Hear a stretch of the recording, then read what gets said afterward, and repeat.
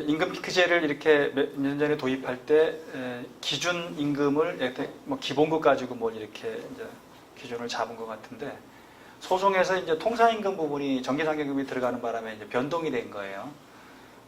그러니까 당연히 법원에서는 뭐 정기상여 통상임금 들어가니까 이제 포함시키라고 이제 했겠죠. 그러니까 이제 임금 피크제 관련 그 부분에서 노조가 이제 뭘 주장하는 거냐면 통상임금이 바뀌었으니까 임금 피크제 기준 관련 부분도 좀 바꾸자. 즉 근로자한테 유리하게. 그러면 이제 회사 입장에서는 받아들여야 되냐는 건데 법적인 부분에서 그러니까 당사자 간에 합의하는 건 변론으로 하고 뭐 회사가 받아들이면 합의할 수 있을 텐데 이제 법적인 부분으로 다시 들어가 보면 자 그러면 회사가 거부할 때 노조가 소송을 한다라고 가정을 하죠. 자 통상임금이 바뀌었으니까 임금 피크제 관련 기준도 바뀌어야 된다라고 이제 주장을 할 수 있을 텐데 법원이 받아들일 것인가? 제 개인적인 생각으로는 법원은 받아주지 않을 것이다라는 생각입니다. 왜냐하면 지금 통상임금 부분은 법의 통상임금이 얼마라고 돼 있잖아요. 그러니까 이 법정 기준보다 낮은 거, 그죠? 그게 무효화시켜서 법정 기준을 맞추라고 하는 부분이 법에 정해져 있으니까. 근데 임금 피크제는 어떻게 정할지, 어떤 기준으로 할지 이런 거는 자체적으로 하는 거지 법에 없거든요. 그러니까 법에 없으니까 예컨대 재판을 청구하면 항상 여러분들 왜 어떤 소송이 됐던 재판이 됐던 뭐 요구할 때는 청구권 규범이 있어야 되는 거예요. 청구권 규범. 그 청구권 규범은 계약에 있거나 당사자 간에 그죠? 노동 문제는 취업 규칙에 있거나 단체백에 있거나 아니면 거기 없다 쳐도 법에 있거나 이렇게 되거든요. 근데 당사자 간에 계약에 뭐라고 되어 있는 거죠? 내규에 기본적으로 임금 피크제는 이 기준점이 예컨대 기본급만 갖고 한다. 이렇게 뭐 정했다라고 하면 이거는 당사자 간에 청구권 규범이 되는 거예요.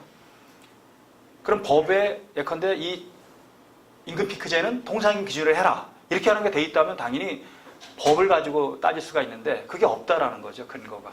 그러니까 법원이 도와줄 수가 없는 거예요. 소송을 하더라도. 그래서 항상 여러분들이 나중에 노사 문제가 생기든 개인적인 문제가 생기든지 간에 청구권 규범이 있는지 없는지를 꼭 봐야 돼요.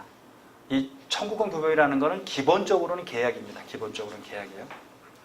근데 우리가 보통 어제도 볼 때도 근로계약과 취업규칙 단체계약이 있는데 우리는 근로자 보호를 위해서 근로계약은 그냥 당사자 간에 약정만 하는 거고 나머지는 취업규칙 단체계약 등등 대부분 그거 가지고 청구하는 겁니다. 근데 그것마저도 없으면 이제 법에 의해서 청구하는 거거든요. 근데 법에 얼마를 주라는 건 딱 뭐밖에 없냐면 최저임금 이상만 지급하면 되게 되는 거죠. 그러니까 임금 피크제를 도입했는데 최저임금보다 떨어지면 그건 무효예요. 당사자간에 합의한 게. 근데 최저임금보다 많을 거 아니야. 임금 피크제 도입했다라고 하는 건. 그냥 굳이 법이 뭘 도와주려고 하더라도 뭔가 근거가 있어야 되는데 근거가 계약에도 없고 그 다음에 내규에도 없고 단체별에도 없고 없는 거예요. 그러니까 결국은 법원은 당사자 간에 그냥 그 내규에서 정하는 거 그냥 그대로 가야지 뭘 얼마나 더 바꿀 수 있는 그게 없는 거죠. 그래서 항상 나중에 여러분들이 노사간에 소송을 붙든지 임금 문제가 생기든지 뭐 이런 청구권이 그러니까 그 청구권의 규범이 뭔지를 꼭 따져봐야 되는 문제가 이 법적인 부분에서는 꼭 이루어집니다.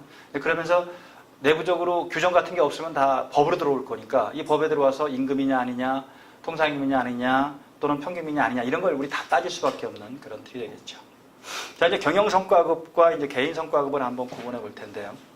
경영성과급은 원칙적으로 임금이 아니라고 하는 해석을 하고 있습니다. 대신 명칭은 성과급인데 계속적으로 주고 정기적으로 주고 확정적으로 주고 지급 의무가 있으면 또 임금일 수밖에 없는 거예요. 그래서 경영성과를 또는 이윤 이런 것 때문에 그래서 이거는 은혜적으로 또 포상적으로 지급하는 것이기 때문에 원칙적으로 임금이라고 할 수 없다는 게 판례의 기본적인 입장입니다. 다만 명칭은 성과급인데 구체적인 지급 형태 등을 보아서 그것이 계속적 정기로 지급되고 지급액이 확정되어 있다면 근로의 대가인 임금에 해당된다는 견해가 있습니다. 이렇게.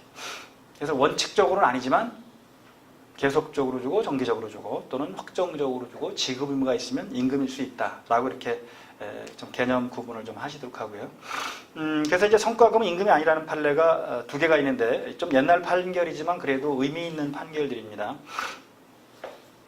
현대차 사건하고 현대중공업 사건인데 2005년, 2006년이에요. 여기 이제 현대중공업 목표 달성 성과급이 매년 노사 간에 합의를 하죠. 그다음에 뭐 정기상여금은 예컨대 800%인데 그다음에 성과급 300% 더 주기로 한다 이렇게 하기도 하고 그다음에 뭐도 주죠? 주식 같은 거 왜 배분하기도 하고 뭐 등등 해서 상당히 많은 금액이죠. 심지어는 어떤 애는 이렇게 노사 간에 합의해서 추가적으로 더 지급하는 게 한 2천만 원 된 정도 있었어요. 많이 그렇지 2천만 원이면 웬만한 근로자 연봉과 비슷한 금액을 그냥 노사 간에 합의해서 그러니까 월급 받는 거 이외 그냥 성과급으로 준 그런 거죠. 그 다음에 이건 조건이 이제 노사 간에 합의한다는 전제 조건. 이렇게 목표 달성 성과급이 노사 간 합의로 구체적인 지급 조건이 정해지는데 이게 2천만 원이 될 수도 있고 1,000만 원이 될 수도 있고 500이 될 수도 있고 상황에 따라 다른 거죠.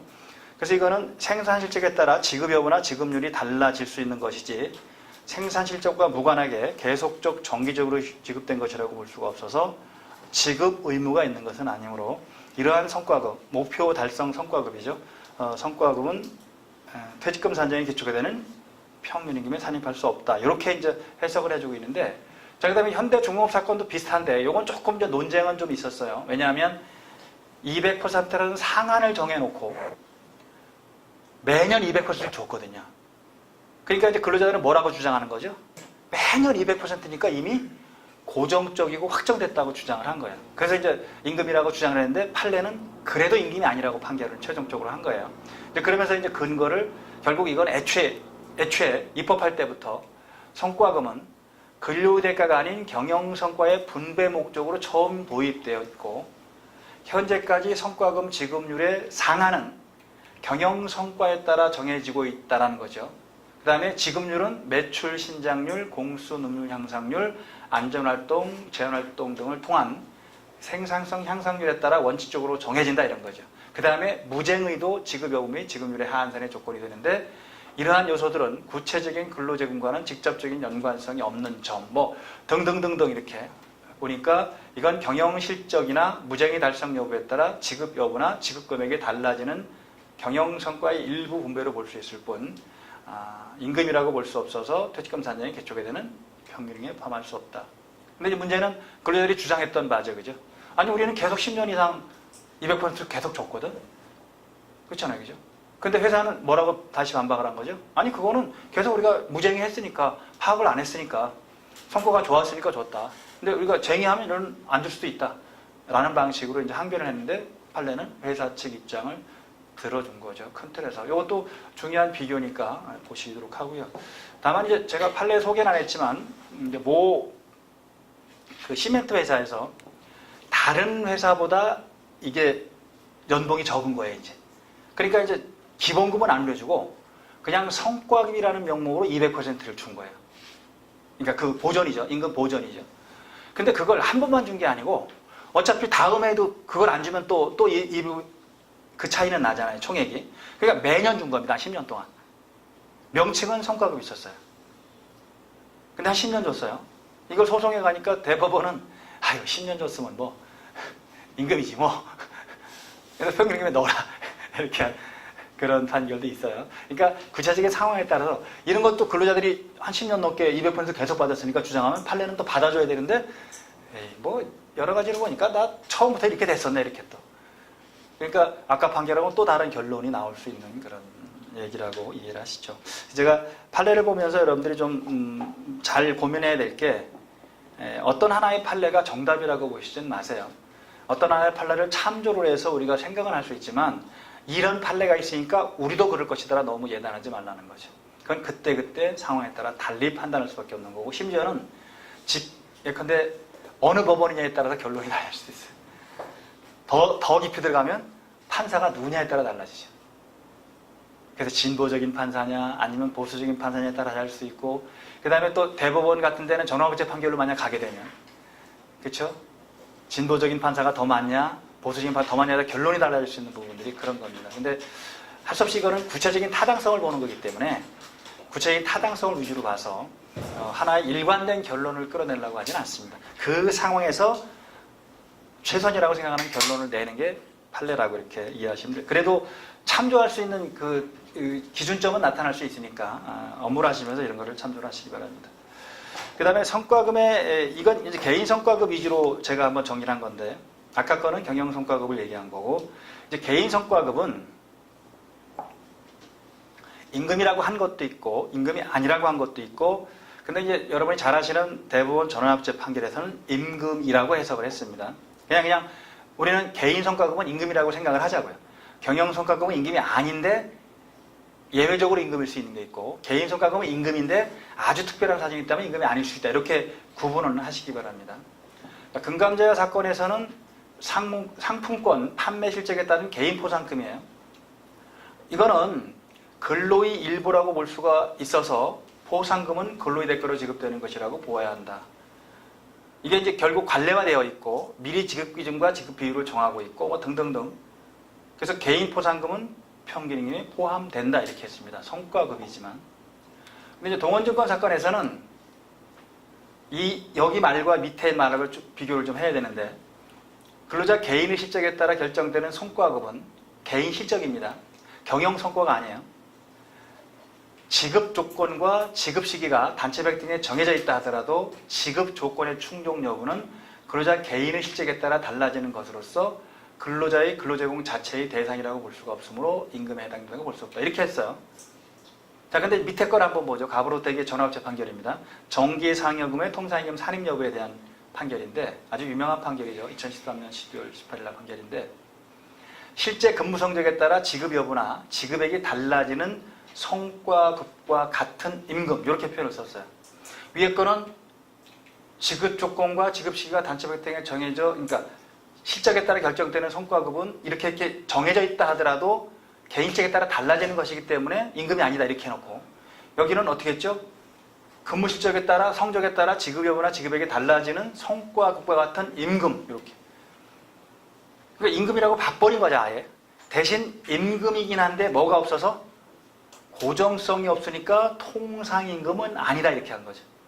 즉 임금의 범위는 들어가는데 통상임금은 안 들어간다. 그럼 임금의 범위에 들어가면 평균임금에 들어가겠죠. 그렇게 보시면 됩니다. 그런데 또 하나,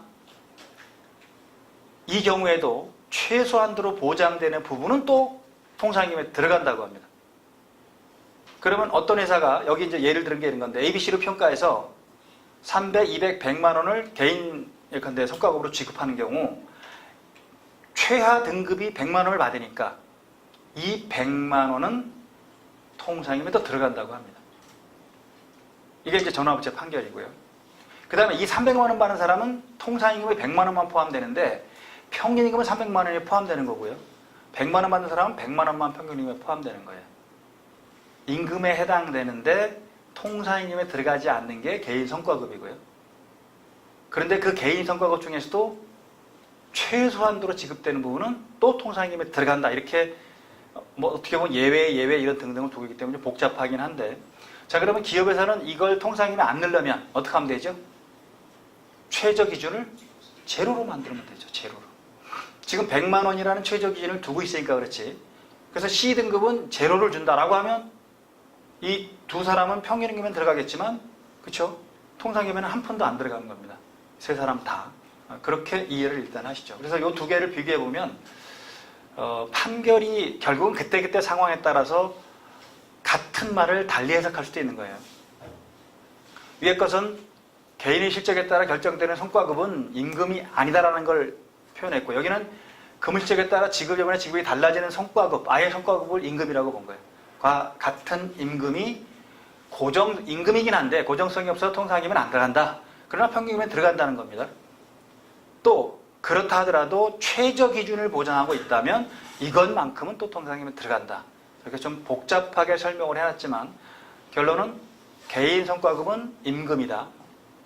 임금이기 때문에 평균임금은 들어간다. 다만 통상임금은 최저 기준에서 뭘 지급하면 들어가는 거고, 최저 기준이 제로면 아예 안 들어가는 거고, 그렇게 이제 요거 이해하시면 될 것 같습니다. 그래서 일단 성과급은 경영 성과급과 개인 성과급을 나누고, 자 경영 성과급은 원칙적으로 임금이 아니라는 원칙을 두고 예외적으로 임금일 수 있다. 자 개인 성과급은 원칙적으로 임금인데 임금이 아닐 수 있는 게 이런 사례입니다. 근데 이런 사례를 잠깐 보면 어떤 거냐면, 동원증권 사건은 제가 정확하게 사실관계를 파악해 보진 않았는데 느낌상은 이런 겁니다. 주식을 하다 보면 주식 영업하시는 분들은 큰 거 하나 예컨대 대박을 터뜨리면 수수료만 한 10억씩 막 이렇게 나온대요. 이건 아주 예외적인 거잖아요. 그죠? 그러니까 그런 문제 때문에 아마 이런 판결이 나온 것 같고요. 근데 거의 비슷하게 매달 비슷한 금액으로 나온다거나 이런 등등이면 당연히 임금으로 보는 게 맞을 겁니다. 근데 지금은 어떻든 개인 성과급은 임금을 원칙으로 한다는 걸 큰 흐름으로 이렇게 이해하시면 될 것 같아요.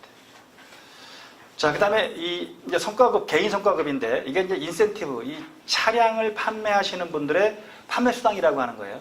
차량 한 대 팔면 예컨대 50만 원, 그 차종에 따라 다르겠지만 이렇게 준다라고 하면 10대 팔으면 500만 원, 20대 팔으면 1000만 원을 받는 이제 이런 성과급이죠. 그래서 이제 이 인센티브를 지급 규정에 따라 당연히 지급 규정이 있죠. 한 대 팔면 얼마라는 게 있을 테니까 정기적으로 지급받아 왔다면 퇴직금 산정에 기초가 되는 평균임금에 포함된다 이렇게. 그래서 이게 그 GM인가 그 사건 같은데 인센티브 지급 규정이나 영업 프로모션 등으로 정한 지급 기준과 지급 시기에 따라 인센티브를 지급하여 왔고 성과급이죠. 인센티브라는 게 차량 판매는 피고 회사의 주업으로서 영업사원들이 차량 판매를 위하여 하는 영업활동은 피고 회사에 대해서 제공하는 근로의 일부라고 볼 수 있어 인센티브는 근로의 대가로 지급되는 것이라고 봐야 된다. 당연히 근로의 대가니까 퇴직금 산정의 기초가 된다 이렇게.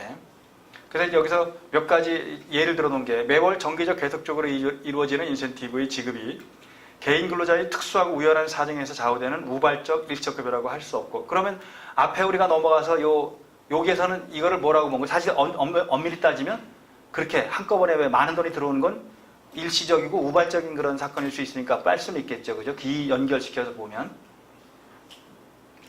우발적 일시적 급여라고 할 수 없고 지급 기준 등의 요건에 맞는 실적을 달성하였다면 피고회사로서는 실적에 따른 인센티브의 지급을 거절할 수 없다. 이게 지급 의무가 있다는 거예요.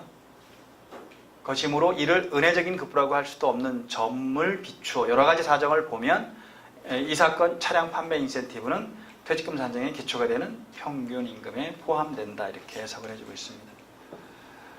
그 다음에 이 판결도 이제 2015년 판결인데 성과에 따라 변동되는 성과급은 급여소득이 아니라는 판례도 있습니다.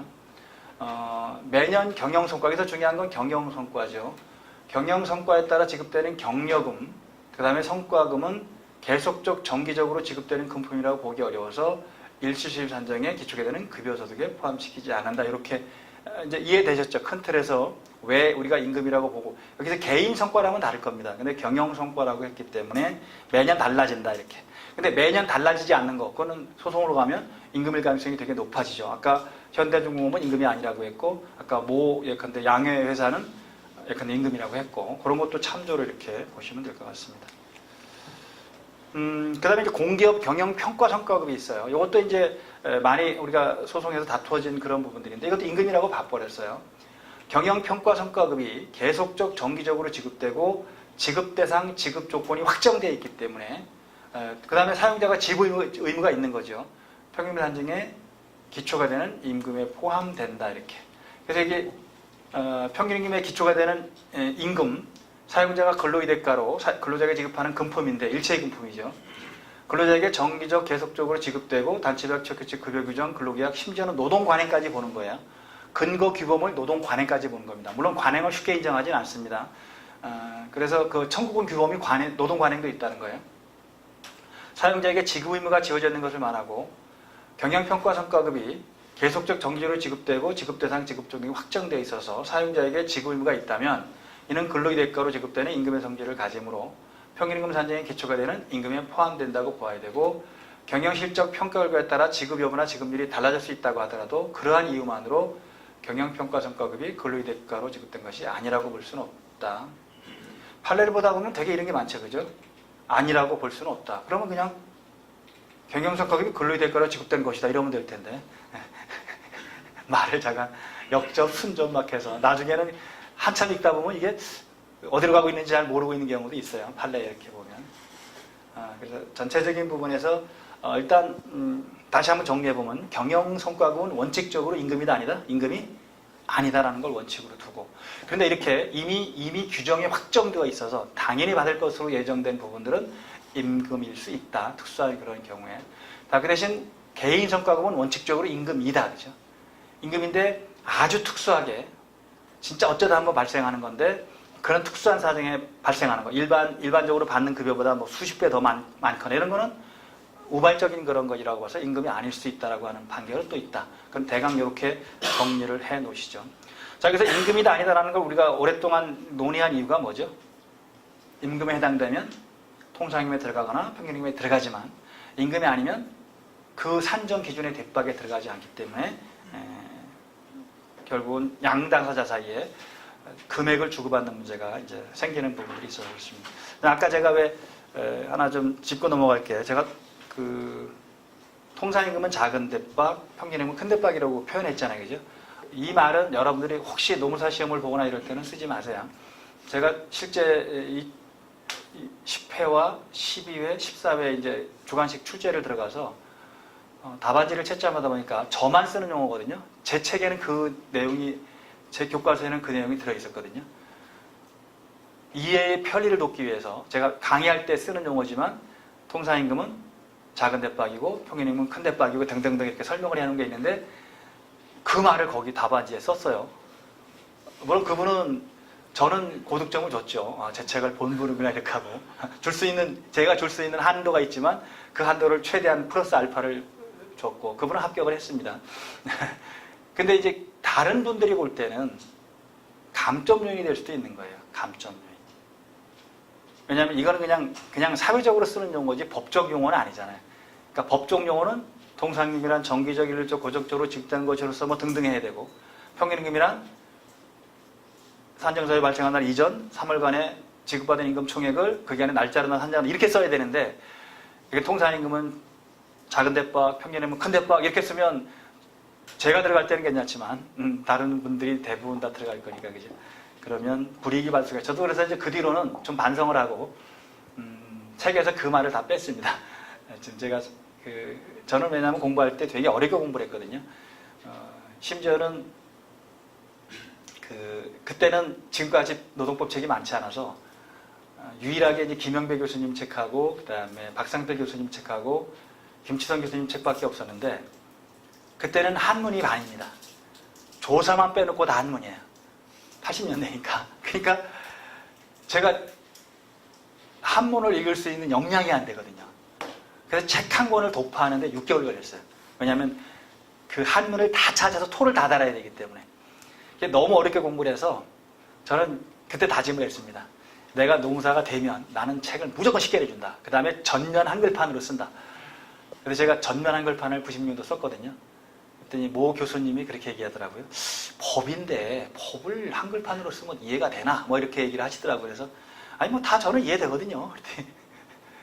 근데 한 2년 있다가 그분도 전면 한글판으로 다 바꿨어요. 그래서 제가 거꾸로 물어봤죠. 아니 왜 법책인데 그 한문을 안 쓰시고 한글판으로 하셨어요? 그랬더니 책이 안 팔려. 그러니까 그 뒤로는 지금 노동법은 다 지금 전면 한글판입니다. 물론 가로 열기에서 왜 한문이 필요한 건 한문 표현하지만 지금 이제 법도 이미 전면 한글판으로 다 바뀐 거죠. 알기 쉬운 법으로 해서. 그래서 뭐 제가 어렵게 공부해서 그렇게 했는데 아무튼 제가 이 말씀을 드린 이유는 혹시 제가 이 사회적인 용어를 쓴다 하더라도 답안지를 쓰실 때는 사회적인 용어를 쓰는 건 아닙니다. 사회적인 용어가 아니고 법적인 용어, 학문적인 용어를 써야. 왜냐하면 출제하는 사람들이 대강 어떻게 들어가냐면 노무사나 변호사 1명, 그 다음에 교수 2명이거든요. 제가 뭐 3번이나 들어갔지만 그 기록을 갖고 있습니다. 중학교 중퇴학력으로 노무사 2차 시험을 3번 출제에 들어간 것도 기록이고 중학교 중퇴학력으로 노무사 합격한 것도 기록이고 여러분들이 이걸 깨려면 어떻게 하면 되냐면 자제분을 중학교 2학년 때 중퇴시켜서 저는 3학년 때 중퇴했으니까 그러면 돼요. 저는 운이 좋았죠. 뭐 택준연 하면서 합격한다는 거는 진짜 하늘의 별 따기인데 그래도 어떻든 저는 합격을 해서 그리고 저는 법이 되게 재밌었어요. 그래서 결국 법학으로 박사학위를 받았으니까 뭐 소원을 이룬 거죠. 그때에서. 근데 어떻든 제가 현장에서 저는 교섭을 하고 현장에서 뭐 노사협의를 하고 등등을 80년대 다 하면서 이 노동법을 공부했기 때문에 되게 빨리 습득이 된 거예요. 한문 같은 건 되게 어려웠지만 실제로 다 해본 거니까. 그 다음에 답안지 쓸 때도 저는 다 해봤던 거니까 되게 편하게 쓸 수 있는 그런 부분들이 있었어요. 뭐 얘기가 좀 길어졌습니다만은 이렇게 여러분들이 어떤 용어를 사용할 때 법학은 법에 맞는 법률 용어를 쓰는 게 논리적으로 맞고요. 사회적인 용어는 조심해서 쓰시고 다만 그냥 우리끼리 얘기할 때는 그냥 편하게 얘기할 수 있는 그런 부분들이니까 이해를 해 주시기 바랍니다. 자, 그 다음에 이제 통상임금 평균임금을 이제 구분을 해서 이제 비교를 해볼 겁니다. 이것도 중요한 그림입니다. 통상임금 평균임금의 비교는 결국 통상임금은 평상시 쓰는 대박이고 평균임금은 근로자한테 안 좋은 일 때 쓰는 대박이에요. 그 다음에 통상임금은 사전에 확정되는 거죠.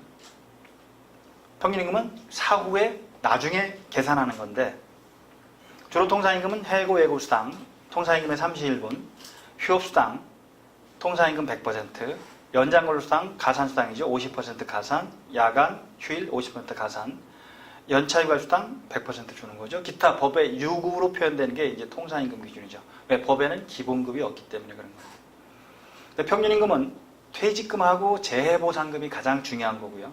두 가지 때 쓰는 겁니다. 그 다음에 휴업수당과 간급제재는 제가 그냥 넣어놓긴 했지만 별로 쓸 일이 없습니다. 왼쪽에도 휴업수당이 있고 오른쪽에도 휴업수당이 있는데 원칙적으로 휴업수당은 사용자의 귀책 사유로 휴업하는 경우 평균임금의 70%를 생활비로 주라는 게 휴업수당이에요. 즉 먹고 살아야 되니까. 그런데 이게 통상임금의 100%를 넣으면 통상임금으로 주면 돼요. 그래서 이 휴업수당은 별로 쓸 일이 없어요. 대부분 사용자의 귀책 사유 휴업하면 70%를 주는 게 아니고 100% 그냥 주거든요. 회사 사양 때문에 일을 못했다 그러면 100% 주거든요. 그러니까 별로 쓸 일이 별로 없죠. 근데 회사가 이제 예컨대 정리해고를 해야 되는데 뭐 당장 정리하지 못하고 왜 일부 휴업을 한다든지 뭐 이런 등등은 쓸 수가 있겠죠. 사용자의 귀책 사유를 본다면. 근데 감급제재는 뭐냐면 보통 감봉을 할 때 법에 뭐라고 되어 있냐면 일일 평균임금의 반액을 초과할 수 있다 이렇게 되어 있어요. 일일 평균임금의 반액. 그러니까 평균임금이 필요한 거지 감급은 거의 안 합니다. 그 다음에 여러분들도 나중에 혹시 징계를 할 때 감봉은 가능한 한 하지 마세요. 감봉은. 한 번 해봐야 일일 평균임금의 반액밖에 못하는데 그거 뭐 효과 있겠어요. 그죠? 그 다음에 기분 되게 나쁘거든요. 그러니까 내가 일을 안 해서 월급이 발생하지 않은 거, 임금이 발생하지 않은 건 큰 문제 없는데 내가 일을 했음에도 불구하고 월급에서 지금 까는 거거든요. 감봉이라는 건. 그러니까 어떤 게 더 효과가 있냐면 감봉보다는 예컨대 뭐 출근 정지 5일, 그렇죠? 뭐 정직 5일 이런 게 훨씬 더 효과가 있는 거죠. 왜? 출근 정지나 정직은 여러 가지 불이익이 되죠. 자, 급여 안 나오죠? 그렇죠? 그런 부분에서 감봉은 효과는 별로 없는데 기분은 나쁜 거고. 근데 출근 정지는 뭐 한 5일이나 10일 뭐 이렇게 하더라도 뭐 그거 가지고 뭐 아이고 내가 뭐 잘못했네라고 생각하는데 감봉은 내가 이미 임금으로 발생해 놓은 것 중에서 빼는 거고 그 다음에 이 출근 정지나 정직은 뭐죠? 아예 임금이 발생하지 않는 거니까 차이가 있다 이렇게 보시면 되겠죠. 자, 그래서 통상임금은 사전적 평가적 가격입니다. 품값이죠. 근로계약 체결할 때 약속을 하는 거예요. 얼마 정상적으로 근무하면 얼마 이겁니다. 이 정상적인 근무가 그냥 40시간을 기준하는 거죠. 왜냐하면 소정근로시간을 근무하면 주겠다고 하는 거니까 그게 이제 통상임금이 되는 거고요. 그 다음에 평균임금은 사후적 산술적인 계산 개념이죠. 퇴직금이나 재해보상금 산정할 때 계산을 하게 됩니다. 그 다음에 통상임금은 평상시 연장, 야간, 휴일보상 등등을 산정할 때 쓰고 평균임금은 퇴직금이나 재해보상금 산정할 때 주로 이건 근로자한테 좋지 않은 일이에요. 이 의미는 근로자한테 좋지 않은 일일 때는 총액을 기준으로 줘라. 즉 평상시에 받는 금액을 다 기준해서 줘라. 근데 그 기준을 3개월 동안에 받은 임금 총액을 3개월 동안의 날짜로 나누는 거니까 3개월 평균 내라 이런 겁니다. 근데 이 3개월 평균을 가지고 악용하는 사람들이 되게 많다 보니까 옛날에 노동부에서 이걸 1년으로 늘리면 어떠냐. 그러니까 1년은 예컨대 악용 안 할 거 아니냐라고 했는데 특히 어디 업종에서냐면 택시업계에서 그랬습니다. 택시업계에서 왜 지금은 정액산업금제지만 제가 있을 때는 업적금제라는 게 있었거든요. 즉 그 기준점을 넘는 나머지 부분들은 입금은 다 시키는데 나중에 월급 줄 때는 6대4로 나눠가지고 4는 회사 것, 그 다음에 6은 내 거거든요. 그러니까 내가 입금을 되게 많이 시키면 왜 퇴직금이니까 되게 많아지죠. 그러니까 악용하는 사람이 어떻게 하냐면 개인 택시 신청해놓고 한 3개월 정도 기간 동안은 막 그 합승도 많이 하지만 일을 많이 해서 입금시킨 게 아니고 자기 주머니에 있는 거를 그쵸 입금을 시키는 거예요. 그런데 3개월 동안만 하면은요 한 몇백만 원 벌어요. 그러니까 평균 임금이 2배로 뛰어버리거든요. 그렇게 하면. 2배로 뜨면 실제로 그렇게 됩니다. 계산해볼까요? 제가 그때 실제 사례를 가지고 판례가 나온 거 있지만 뭐 아주 간단하게 해볼게요. 이게 업적금, 이게 이제 그래서 판례가 이제 그 악용한 부분을 제외한다는 판결이 나오기 시작하고 노동부가 택시업계는 아예 그냥 1년으로 할까요? 뭐 이런 등등의 저한테도 자문을 그랬는데 저는 반대했습니다. 왜? 그러면 택시기사들은 다 노동범이냐? 바꾸려고 하면 다 바꿔야지. 그러니까 전체 법 기준을 3개월이 아닌 1년으로 한다면 이해가 돼요. 왜냐면 1년으로 하면 악용할 수가 없거든요. 근데 3개월은 악용이 가능한 게 이런 거예요. 보통 평상시에 예컨대 100만 원, 그때 기준으로 보면 100만 원 정도를 벌던 사람이 한 7년에서 10년 되면 개인 택시를 탈 수가 있거든요. 그러면 그냥 우리가 1년에 한 달치니까 그냥 10년 이렇게 계산해보죠. 그죠? 10년. 그럼 얼마 되는 거죠? 1000만 원 되는 거죠. 그죠? 그럼 1천만 원이잖아요. 근데 이 사람이 만약에 석 달 동안만 200만 원씩 입금 시키면 뭐 받아가면 그죠? 자기 돈 막 넣어가지고 하면 똑같은 요건 10년 갔죠. 요 기준은 갔기 때문에 문제. 근데 이게 바뀌는 거잖아요. 그죠? 평균 임금이. 그러면 얼마가 되는 거죠? 2천만 원이에요. 1000만 원 차이가 납니다. 근데 이 사람이 이 3개월 동안 얼마를 더 넣었을까? 많이 넣어봐야 한 500 더 넣겠죠. 그죠? 그럼 3개월 동안에 500을 버는데 이걸 안 하겠어요? 악용하는 사람들이 생기니까 이제 판례가 어떻게 했냐면 평상시 이렇게 벌다가 3개월 정도만 이렇게 하면 이건 악용했다고 보는 거예요. 악용한 것은 제외하라라는 판결을 내리고 있어요. 그러니까 업적금이나 성과급 같은 게 임금에 해당되기 때문에 이런 문제가 생기면 요걸 제외하고 요걸로 기준하라. 이렇게. 이것도 대법까지 갔던 사례입니다. 택시회사에서. 그래서 평균임금 산정 부분들은 변동적이기 때문에 그런 거예요. 통상임금은 변동이 안 하니까 아무 상관없습니다. 통상임금은 딱 정해져 있기 때문에 정기적, 고정적, 일주이기 때문에 아무 상관이 없거든요. 근데 이 평균임금은 임금이 많아지면 더 많아지는 구조로 되어 있기 때문에 당연히 악용할 수 있는 소지가 있다. 이렇게 보시면 되겠죠.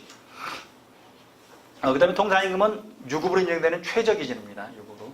평균임금은 유급으로 인정되는 최대 기준, 총액이기 때문에 그런 거예요. 그 다음에 통상임금은 정기적, 일률적, 고정적인 임금, 금액이나 지급률이 사전에 확정된다는 거죠. 그 다음에 평균임금은 3월간의 임금 총액을 3월간의 날짜로 나눠서 이건 계산할 때마다 금액이 변동될 수밖에 없습니다. 그 다음에 통상임금은 시급이 중요하고 월 통상임금을 시급으로 환산할 때는 209시간을 쓴다라고 우리 최저임금법에서도 설명을 드렸고요. 요 209시간은 실제 소정근로시간은 174시간인데 플러스 유급으로 인정되는 시간 35시간 더하면 209시간 이렇게 쓰는 겁니다. 그다음 평균임금은 1급이 중요하죠. 시급으로 환산할 이유가 없습니다. 왜냐하면 평균임금은 1급을 기준으로 하니까 3개월 동안에 받은 임금 총액을 3개월간의 날짜로 나누니까 합일당이 나오는 거거든요. 그러니까 굳이 시급을 따질 필요가 없습니다. 근데 혹시 시급으로 계산해야 된다면 그냥 보통 8시간 기준 하니까 나누기 8하면 뭐 시급이 나타날 수 있겠죠. 그 다음에 근로자 보호를 위해서 평균임금이 통상임금보다 적다면 통상임금을 평균임금으로 합니다. 네, 통상임금은 소정근로를 했을 때 주기로 약속한 그런 부분이기 때문에 결금 같은 걸 많이 해서 평균임금이 적어도 통상임금을 기준으로 하라고 이렇게 법에 명시를 하고 있습니다. 자, 우리가 뒷박으로 비교를 했기 때문에 한번 이렇게 비교를 해서 보죠. 그 기본급부터 시작해서 고정적으로, 정기적, 일률적으로 고정적으로 주는 거는 통상임금 평균임금 같은데 문제는 이제 연장, 야간, 휴수당 변동적이죠. 연차휴가수당도 그때 그 매월 주는 게 아니고, 그죠?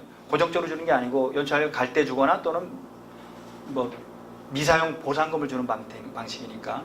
그다음에 순수한 복리후생적 급여 이런 거일 수도 그건 임금에서 빠지지만 복리후생적 급여인데 임금에 들어가는 그런 거. 그다음에 재직자만 주는 각종 정기상여금 같은 거. 그다음에 기타 임금성 금품들이 이제 차이가 나는 거죠. 근데 영향을 어디서 받냐면 통상임금에서 영향을 받습니다. 그러니까 당연히 일하시는 분들은 이 통상임금을 크게 주장을 할 거고 일 시키신 분은 적게 주장할 거고 그 다툼이 정기상여금 부분에서 이제 터졌던 그런 내용들이죠. 그 다음에 이게 이제 어디까지 영향을 주냐면 퇴직금이나 재해보상금이나 휴업수당이나 민사배상 등등등 각종 보상금을 산정할 때도 이제 영향을 줄 수밖에 없는 그런 틀이죠. 그래서 아까 제가 작은 대박, 큰 대박이로 한 이유가 기본적으로 통상임금은 정기적, 일률적, 고정적인 임금만 포함시키니까 작은 대박이고, 평균임금은 임금 총액을 기준으로 하니까 큰 대박이고, 이렇게 이제 나눠서 구분해서 볼 수 있는 이런 틀들입니다. 자, 그 다음에 이제 통상임금의 개념을 판례가 어떻게 내리고 있는지를 좀 정리를 해보도록 하겠습니다. 명칭은 관계없다라는 걸 판례는 계속 쓰는 거예요. 초과 근무를 하는 시점에서 판단해 보았을 때, 예컨대 연장상, 양할상, 휴수 산정할 때 이제 판단해 보았을 때, 근로계약에서 정한 근로의 대가로 지급될 어떤 항목이, 여기 또 지급될 이렇게 했습니다. 어떤 항목이 일정한 주기에 따라 정기적으로 지급되고, 이걸 정기성이라고 해석한 거예요. 일정한 주기. 이 일정한 주기를 노동부가 그동안에 해석해 올 때는 뭐라고 해석을 했냐면 매월이라고 해석을 했어요. 매월. 그러니까 당연히 매월 지급하지 않는 정기상여금은 노동부 입장에서 볼 때는 통상임금이 아니었습니다. 근데 대부분의 현장에서는 이 노동부 예컨대 그 해석대로 그대로 우리가 사업을 집행을 해왔거든요. 근데 판례가 이거를 뭐라고 봤냐면 일정한 주기에 따라 지급되기만 하면 되지, 1년에 한 번 주던, 그렇죠, 6개월에 한 번 주던, 2달에 한 번 주던 그건 따지지 마라. 정기성은 꼭 매월 주는 것만을 의미하진 않는다. 지속적으로 예컨대 그 일정한 주기에 따라 지급하면 된다, 이렇게 하고 있고, 그 다음에 이제 일률성 부분은 모든 근로자나, 이게 노동부는 주로 모든 근로자에 주는 거를 통상임금이라고 했었어요. 근데 이제 판례가 하나 더 늘린 게 뭐냐면 근로와 관련된 일정한 조건 또는 기준에 해당하는 모든 근로자, 이렇게 표현을 해 바꿨어요. 그 다음 되게 넓어지는 겁니다. 아까 모든 근로자는 누구는 주고 누구는 안 주는 거는 통상임금이 안 들어가요. 근데 요 말을 쓰면 그 상황에 속해 있는 사람한테 주면 다 통상임금이 된다는 거죠. 예컨대 이게 아까 근속수당을 왜 기준점이 다르죠. 첫 해 근속하면 만약에 10,000원을 준다. 그럼 10년 근속하면 10만 원 주면 당연히 다르죠. 그러면 고정성이 없다고 해석할 수 있는 거죠. 근데 1년 근속한 사람은 그냥 10,000원인 거예요. 10년 근속한 사람은 그냥 10만 원인 거죠. 그러니까 통상임금이 된다는 거죠. 또 우리 인사를 하는 분들이니까 인사관리 하시는 분들한테 조금 수당이 더 있나요? 혹시 회사별로? 인사 담당자 수당 없나요? 그거 좀 만들어 보세요. 여러분들이 만들어야지 누가 만들겠어요, 그죠? 인사는 사람을 상대하는 거니까 훨씬 힘든 일이거든요. 실제로 그래요. 특히 대기업은 노조를 담당하는 분들은요, 훨씬 더 많이 줍니다. 고생을 워낙 많이 하니까. 자, 그런데 이제 인사를 담당하시는 분한테 특별 수당을 예컨대 뭐 20만 원씩 준다라고 가정을 한번 해보죠. 이건 인사를 담당하는 분만 주는 겁니다. 근데 뭐 인사 담당자, 인사 과장, 인사 부장 이런 사람만 주는 거죠. 다른 사람 하나도 안 주거든요. 자, 그러면 그러한 조건을 충족하는 근로자한테 주는 거잖아요. 그러면 이것은 통상임금에 들어가는 거죠. 모든 근로자한테 주는 건 아니죠. 그럼에도 불구하고 그 조건을 충족하는 사람한테 주는 거면 통상임금에 들어갈 수가 있겠죠. 그러니까 한 사람한테 주는 것이라도 통상임금에 들어갈 수가 있는 겁니다. 그 개념으로 일단 이해하시도록 하죠. 그래서 일률적으로 지급이 되며, 일률성, 그 지급 여부가 업적이나 성과, 기타 추가적인 조건과 관계없이 사전에 이미 확정되어 있는 것, 고정성이라고 합니다. 지급될 금액이라고 했으니까 지급된 게 아니고, 그래서 별도의 추가적인 어떤 기준점을 충족시켜서야만 주는 게 아니고 이미 확정되어 있는 것, 이렇게. 그래서 이제 우리가 재직자 기준을 여기 고정성이 탈락되기 때문에 통상임금이 아니라고 해석을 많이 하고 있거든요. 요 정기성, 일률성, 고정성 부분에서 노동부와 법원이 바라보는 견해가 조금 달랐기 때문에 그동안에 이제 논쟁이 많이 있었던 그런 부분입니다. 그래서 이제 이걸 또 구분해 보면 사전에 확정할 수 있는 것, 그러니까 소정 근로 시간에 통상적으로 제공하는 근로의 가치를 평가한 것으로서 사전에 미리 확정할 수 있는 것이라면 명칭과 관계없이 모두가 통상임금이고, 이때 기준점이 되는 것은 결국 정기적, 일률적, 고정적인 임금이고, 이 기준이 세 개를 다 충족해야 됩니다. 어느 하나라도 탈락하면 통상임금은 아닌 거예요. 그 다음에 소정근로의 대가라고 이렇게 우리가 해석을 하고 있습니다.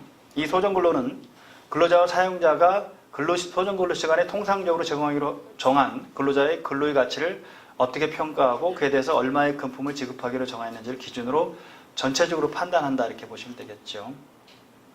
이게 통상임금의 개념을 판례가 정기성, 일률성, 고정성을 이렇게 세 가지 잣대를 가지고 본 거고 어느 하나든 충족시키지 못하면 통상임금이 아니다 이렇게 해석해 준 거죠. 자, 그다음 비교해서 이제 평균임금입니다. 이제 두 개를 비교해 보면 명쾌하게 답이 나오죠. 제가 지금까지 설명드린 부분을 이해가 확실하게 할 수가 있습니다. 큰 제목에 통상적인 생활임금이라고 정해놨지만 이제 평균임금은 개별 근로자의 실제 근로시간이나 근무 실적 등에 따라 증감 변동, 이게 핵심이에요. 증감 변동한다는 거죠. 통상임금은 정기적, 고정적, 일률적이라는 표현을 쓰지만 법정 기간 동안, 이건 3개월이죠. 법에서 정한 게 3개월이니까 법정 기간 동안 근로자에게 실제 지급된 임금의 총액을, 아까 통상임금은 지급될, 그죠? 이렇게 표현했고 임금의 총액을 기초로 한다. 통상임금은 정기적, 일률적, 고정적인 임금을 중심으로 하고 과거의 근로시간이나 근무실적 등을 토대로 사후적으로 산정되는 근로자의 통상적인, 여기서는 사후적으로 산정된다는 거예요. 통상임금은 사전에 이미 확정된다는 겁니다. 그 두 가지 부분을 여러분이 이제 어느 정도 이해가 되고 정리가 잘 될 겁니다. 그러니까 우리 회사 수당을 다 써놓고, 수당 명칭들을 다 써놓고 한번 비교를 해보는 거예요. 그죠?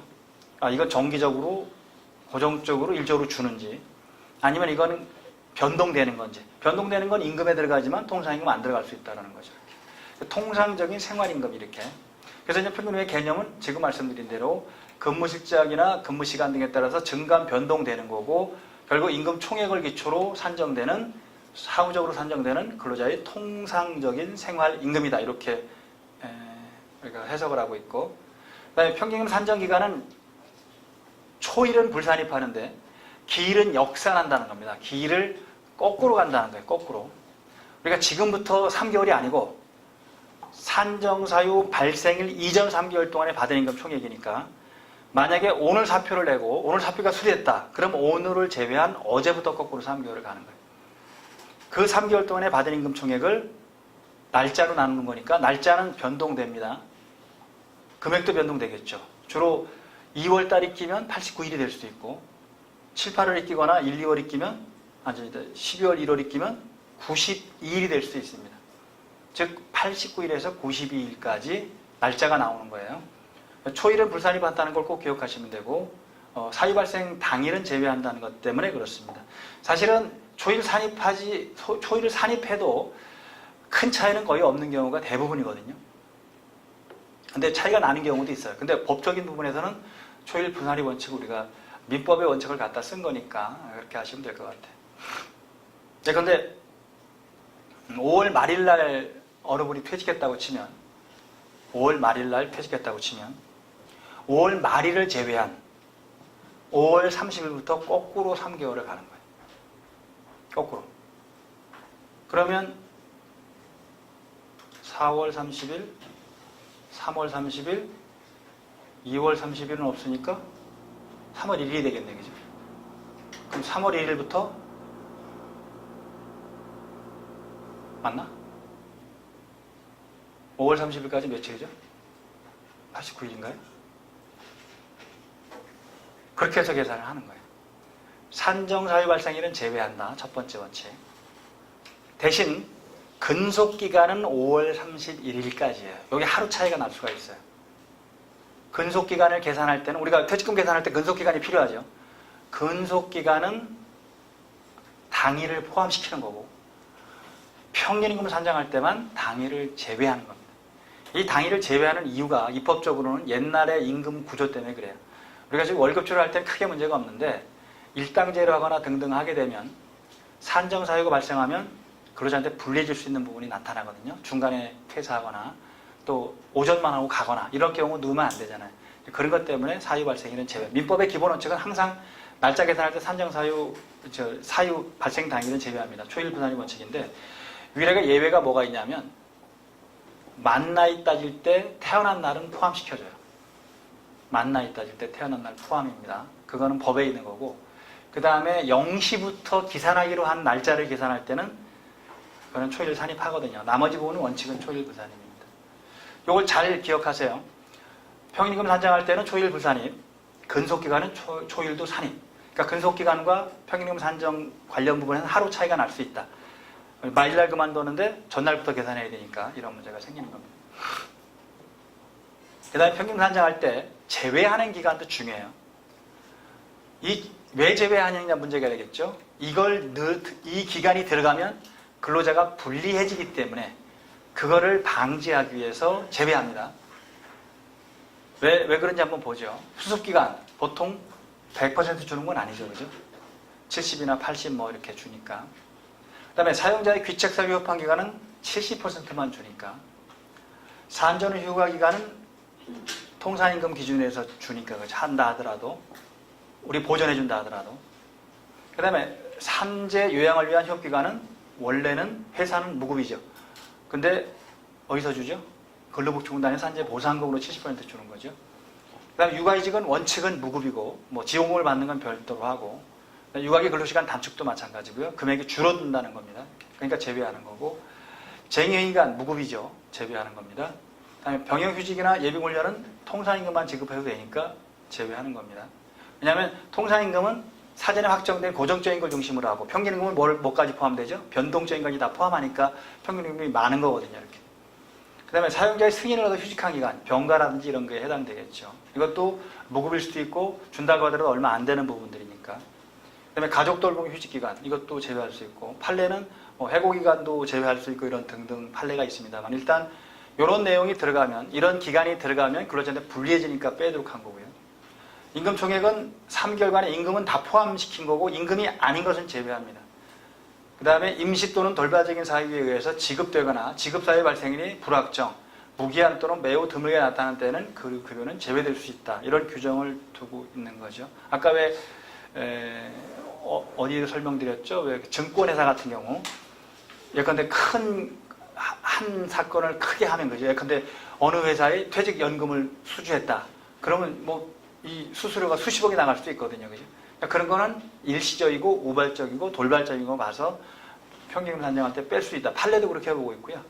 해석도 그렇게 하고 있습니다. 큰 틀에서. 자, 그 다음에 이제 판례 나온 것 중에서 이제 그 평균임금에 들어가고 통상임금에 들어가는 부분들을 몇 가지만 사례를 보도록 하죠.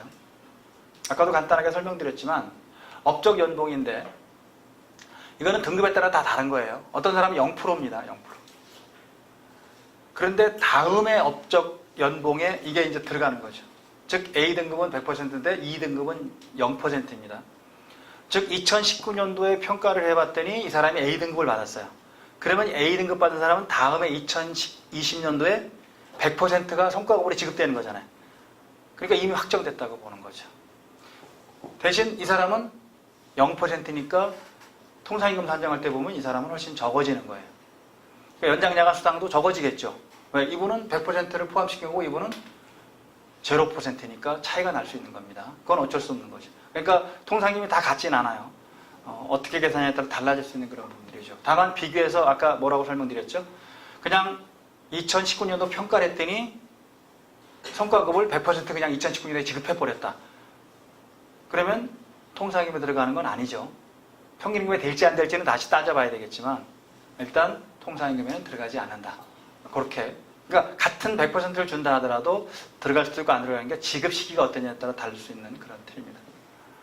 그래서 이거는 이제 이 해석을 조금 더 자세히 보면 업적 연봉이 비록 전년도 인사평가 결과에 따라 인상분이 이게 전년도 인사평가에 따라서 다음 년도 업적 연봉이 달라진 겁니다. 인상분이 달라질 수 있긴 하지만 일단 전년도 인사평가 결과를 바탕으로 한 인상분이 정해질 경우 월 기본급의 700%의 그 인상분을 더한 금액이 해당 연도의 금실적과는 관계없이 해당 연도 근로의 대가로 액수변동 없이 지급되는 것이다. 액수변동이 없다는 거, 고정적이라는 거죠. 모두 일률적, 요게 하나가 빠졌네, 그죠? 뭐죠? 정기적. 예. 하나가 빠졌어요.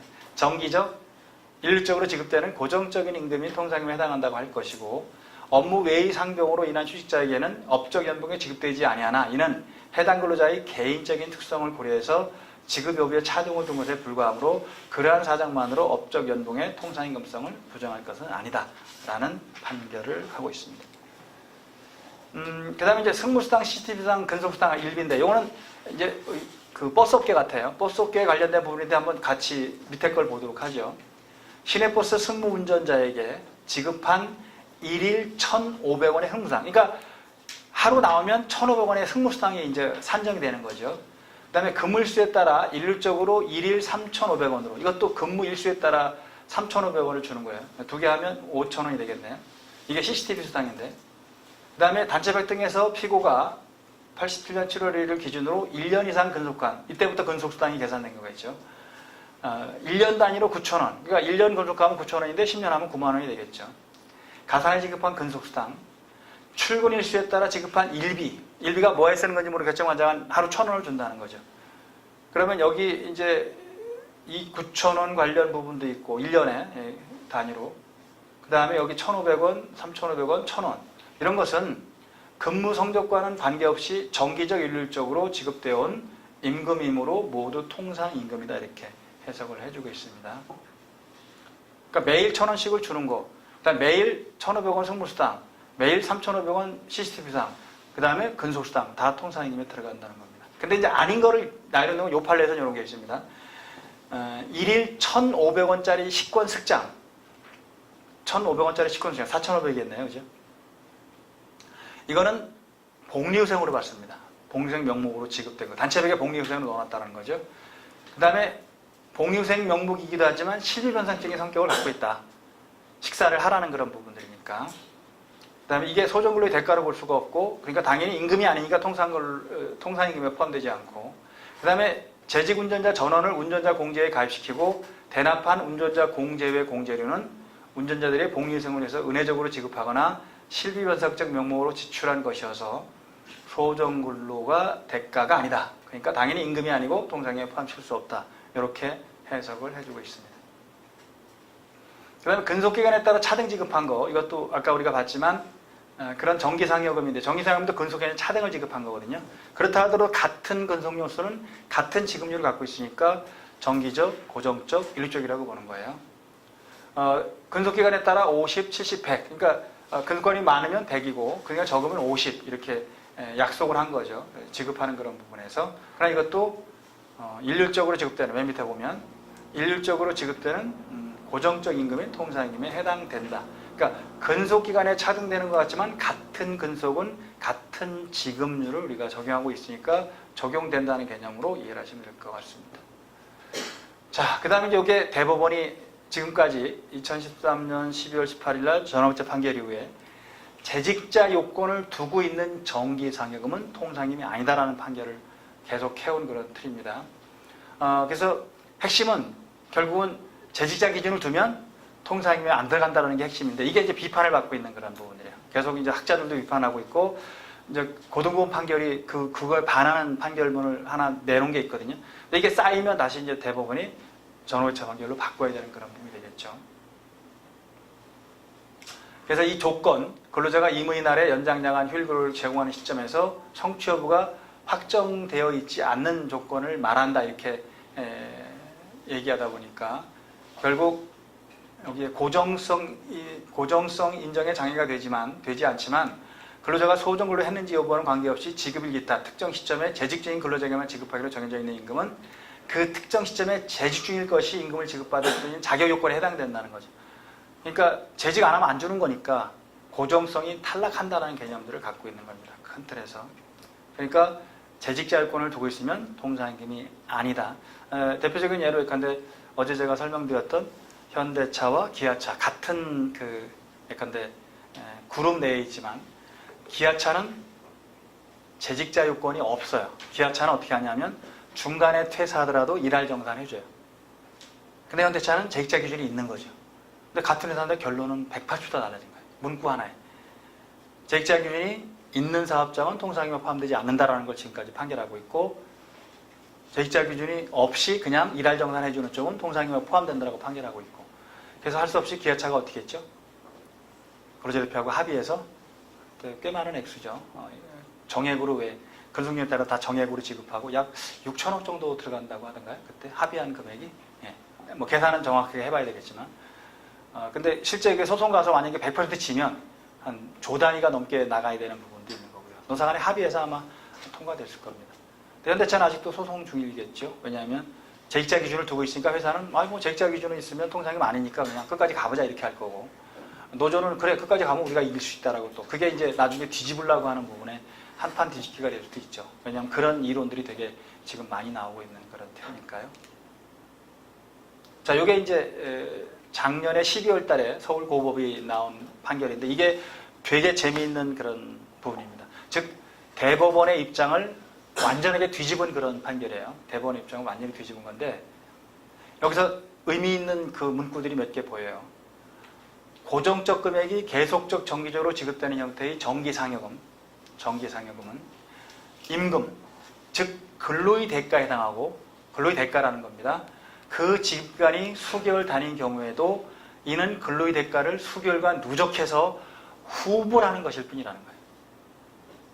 후불. 자, 후불해야 되는데 재직자 기준을 더 갖고 안 주는 거, 이거는 임금 체불이 될 수 있다는 거예요. 그러니까 재직자 기준 자체가 무효가 된다는 겁니다.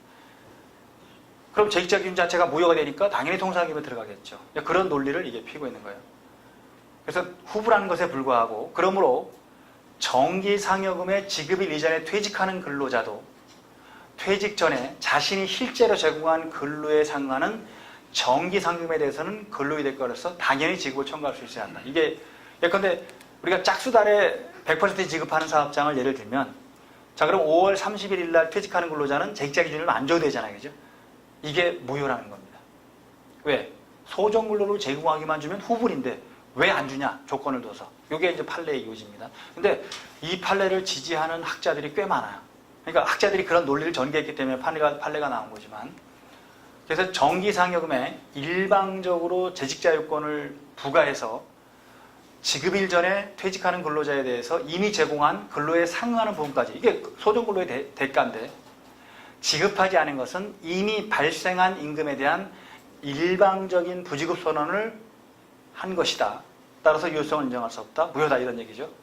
나아가서 유효한 취획규칙이나 개별적 근로계약 등의 재직자 조건이 규정된 경우에도 이미 제공한 근로에 상응하는 부분을 지급하지 아니하는 범위에서는 근로제공의 대가로 지급받아야 할 임금을 사전에 포기하게 하는 것으로서 무효이다.